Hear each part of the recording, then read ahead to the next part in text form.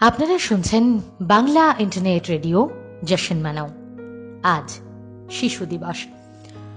প্রত্যেকটা দিনই তাদের জন্য হোক, আমাদের শিশুরা ভালো থাকুক, শতফুল বিকশিত হোক, এটাই আমাদের প্রতিদিন প্রতি মুহূর্তের চাওয়া। তবু নানান দিন যেমন আছে, তাদের জন্য আজকের দিনটা, আজকের এই বিশেষ দিনে আমাদের ছোটদের জন্য বিশেষ অনুষ্ঠান।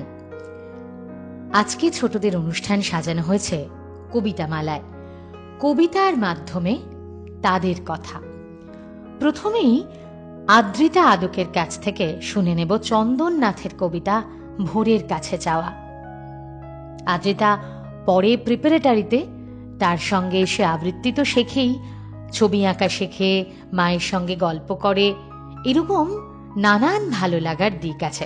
তাহলে আসুন আদ্রিতার কাছ থেকে শুনে নেওয়া যাক ভোরের কাছে যাওয়া। নমস্কার। কবি চন্দন নাথের লেখা ভোরের কাছে যাওয়া। ও ভোর, নতুন ভরসা এনেছো কিছু, দু হাতে যে আলো ছড়াও বিশ্বময়, তারই মাঝে আজ ইঙ্গিত বুঝি দিলে, কি করে আমরা পেরোবো দুঃসময়। পাখিরা তোমার বার্তা পড়তে জানে তা গাছপালা নদ নদী। কি যে ভালো হতো যা যা রোজ লিখে যাও, আমাদের ওরা পড়তে শেখাতো যদি, হয়তো বা ওরা শেখাতেই চেয়েছিল আলোর আখর আকাশে ছড়ানো কথা। আমরা শিখিনি, তুচ্ছ করেছি তাকে, মনে পুষে রেখে অহং দাম্ভিকতা। জীবনের মানে বুঝিনি আমরা কেউ, বুঝিনি জীবন জড়ানো পাখির গানে, বুঝিনি কখনো ধান শীষে বসে থাকা ছোট্ট ফড়িংও বুঝি জীবনের মানে। জীবন বলতে আমরা বুঝেছি যা যা, আজকে বুঝেছি তা কোনো জীবন নয়। পৃথিবীকে ভুলে নিজেকে আঁকড়ে বাঁচা যায় না, তা আজ চেনালো দুঃসময়। আমাদের বড় ভুল হয়ে গেছে ভোর, মাথা নত করে দাঁড়িয়েছি এসে তাই। আর কিছু নয়, তোমারই আলোর মাঝে বিষাদ মোছার স্বপ্নকে পেতে চাই। নমস্কার। বাহ, সত্যি তো এরকমই একটা ভোর তো আমরা প্রত্যাশা করছি এই মহামারী কাটিয়ে নতুন পৃথিবীর দিকে, পৃথিবীর আলো দেখার জন্য। খুব সুন্দর বলেছ আদ্রিতা, তোমাকে অনেক অনেক ভালোবাসা। তুমি অনেক বড় হও, লেখাপড়া মন দিয়ে করো, এটাই চাইব। আদ্রিতার সঙ্গে আমরা আরো এক বন্ধুকে পেয়ে গেছি, আয়ুষ কুণ্ডু আমাদের সাথে আছে। আয়ুষ ক্লাস 4-এ পড়ে। হ্যাঁ, আয়ুষও আবৃত্তি শেখে, সেই সঙ্গে সঙ্গে আয়ুষ ছবি আঁকা শেখে, ব্যায়াম শেখে, মায়ের সাথে ঠাম্মার সাথে গল্প করে, আর সময় পেলেই কার্টুন দেখে। কি আয়ুষ, তাই তো? আয়ুষ আমাদের শোনাবে ছেলেবেলার কথা। হ্যাঁ, সেই ছোট, তার কাছ থেকে শুনে নেব আরো ছেলেবেলার কথা।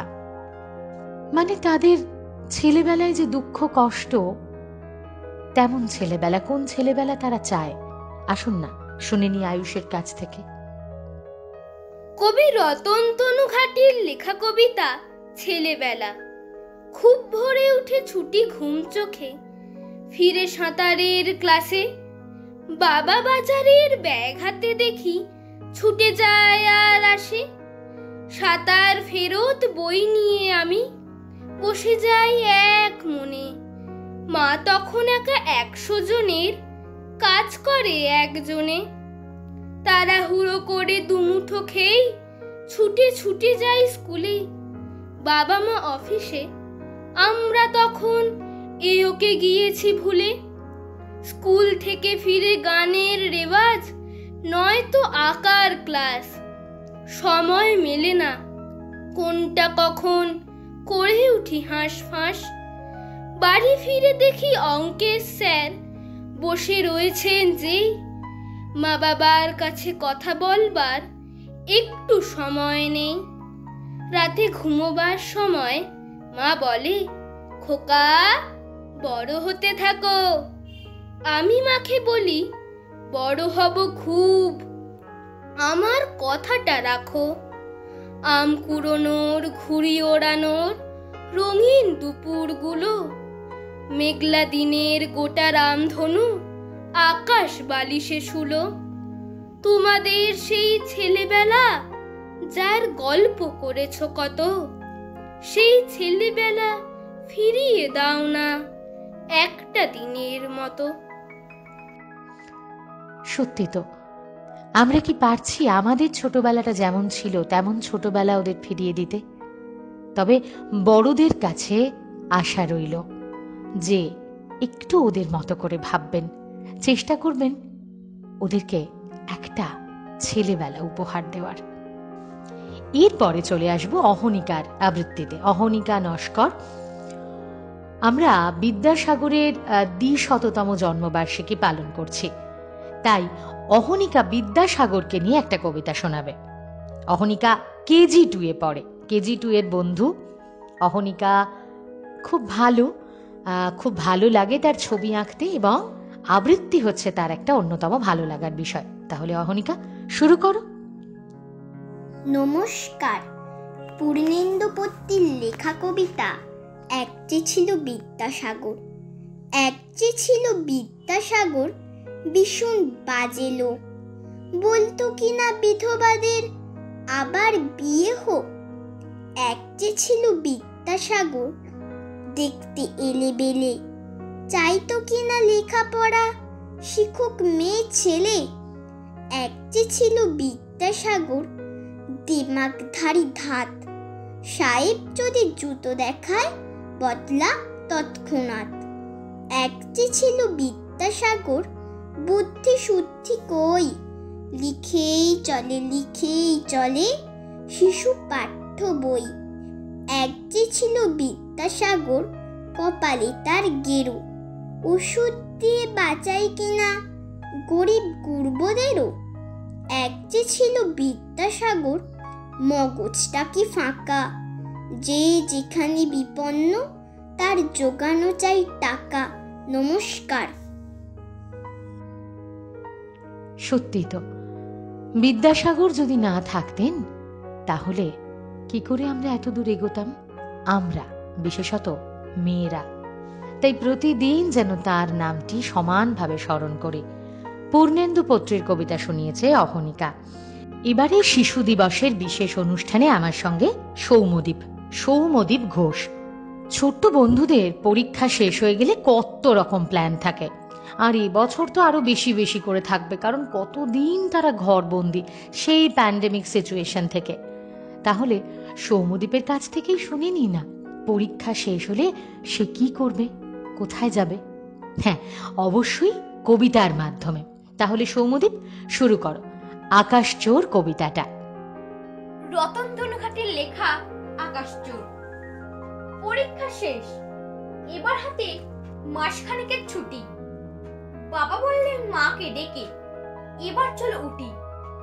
আমি বললাম, না না বাপি, উঠি অনেক দূর, এবার চলো সেই যেখানে আকাশ সমুদ্র। কোথায় সেটি? বাবা বললেন, বল না দেখি খুঁজে। আমি বললাম, বলতে পারি এক্ষুনি চোখ বুঝে। হাওড়া থেকে লোকাল ট্রেনে মেচেদা নামলাম, সেখান থেকে বাস যাচ্ছে সিঁদুরটিয়া গ্রাম। বাবা বললেন, ওহো, সে তো তোর ছোট বেশির বাড়ি। আমি বললাম, এই ছুটিতে সেখানে যেতে পারি। বাবা তখন মাকে ডাকলেন, কই গো, এসো শোনো। দোলার বাড়ি লম্বা ছুটির মানে নেই তো কোনো, ওরাই যাক না দু ভাই বোনে, আসুক ঘুরে টুরে। ওদের নিতে ডেকে পাঠাই টুকাই কুমকুড়ে। বোন বলল, নদী পেরোনো, হাঁটু ভর্তি কাদা, যেতে ইচ্ছে তো নেই। যাক না একা দাদা, ওরা যখন ছুটবে মাঠে বেল্টু এবং কুতে, আমি তখন থাকবো ডুবে ফেলুদার শঙ্কুতে। অনেক টানা পড়েন শেষে ট্রেনের পরে বাসে, নেমেই থেকে হলদি জলে মেঘরা ভেসে আসে। একটু পরে তাকিয়ে আমি মেঘগুলোকে খুঁজি, ওমা ওই তো রঙে রঙে দোল খেলেছে বুঝি। লঙ্কা জবার ঝোপটা গেল অন্ধকারে ছেয়ে, ছড়া পড়ছে জোনাক পোকার ছোট্ট ছেলে মেয়ে। সকালবেলা ছুট পাই পাই, মস্ত বড় মাঠ। মাঠ পেরিয়ে বনে গিয়েই ভূতের ভয় কার। রোদ বৃষ্টি রামধনু আর জ্যোৎস্না লুটপুটি, দেখতে দেখতে ফুরিয়ে এলো মস্ত বড় ছুটি। সেদিন একা ভাবছি বসে সরু আলের ধারে, কলকাতাকে কেউ এভাবে সাজালেই তো পারে।